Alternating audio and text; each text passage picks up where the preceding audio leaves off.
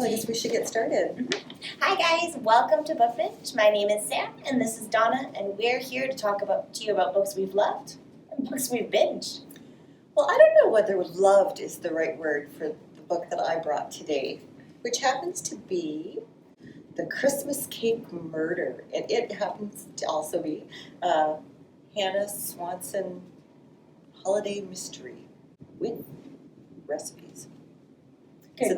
So you did have to slow down to read the recipes for sure. And this has got at least a dozen recipes inside. So some of you, I'm sure, are fans and are quite familiar that pretty much at the end of each chapter, if they've talked about something, and of course now I can't find any, and they'll often be decorated on the page with cute little. This one has little cookies and donuts and coffees and what have you. So this Christmas cozy is a Hannah Swanson holiday mystery, complete with recipes. There's over a dozen of these cookies and desserts that are all from the cookie jar. And the cookie jar is the place where our main character works. She owns and she runs this, so a lot of mysterious things happen through the cookie jar. So if you thought that life would be boring in the small town of Lake Eden, Minnesota, think again. Well, like I said, Hannah runs the cookie jar, and you can just imagine the smells of the freshly baked goodies and the strong coffee as you're turning the pages. When along comes a stranger who knocks on the back door.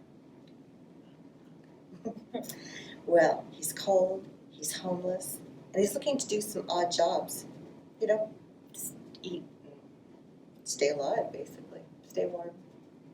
Hannah offers him some hot coffee and some German chocolate cupcakes fresh out of the oven.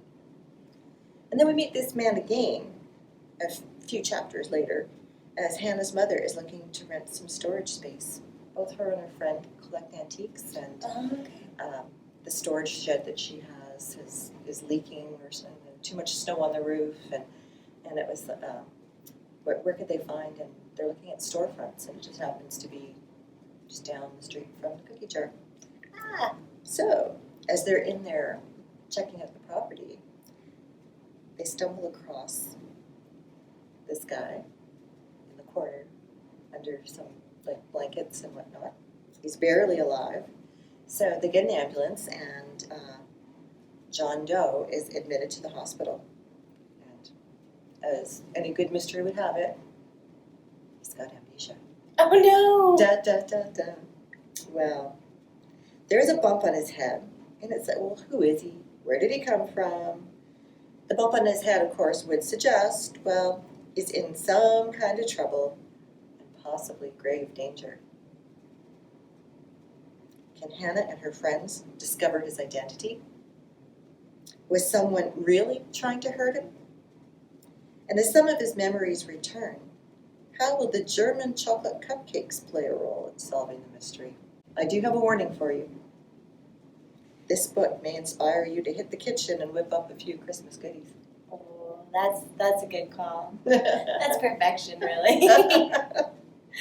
Okay, so did you try any of these recipes in the book after as you were reading, or was it gotta get through it? Well, I was trying to get through it, and like I say, you really do end up taking a pause. Well, you'll read this chapter, and then the instructions are very thorough. Oh, good. In this bowl, do this, and it's not just, here's the ingredients, and throw dry ingredients and wet ingredients together, and bake it, whatever. She's very thorough of all these baking tips and stuff. So that was kind of cool. If I tell you really the ending, there's really no point in you reading it. Not with a mystery story. Because everything just sort of like a quick tie-up.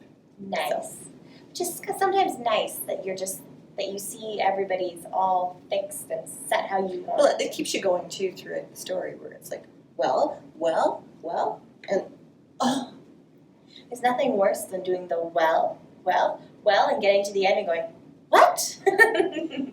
Well, there might have been a little what involved in there. Oh, okay. There's actually 26 books in this particular series.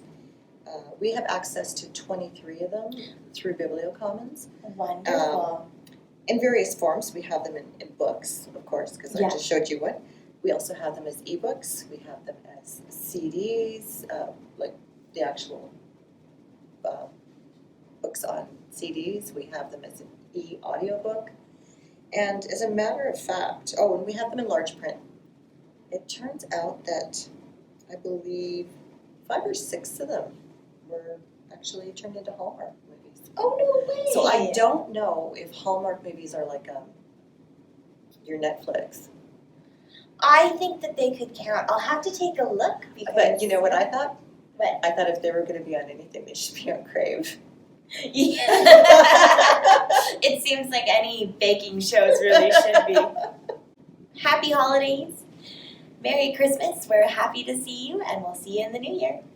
Bye for now.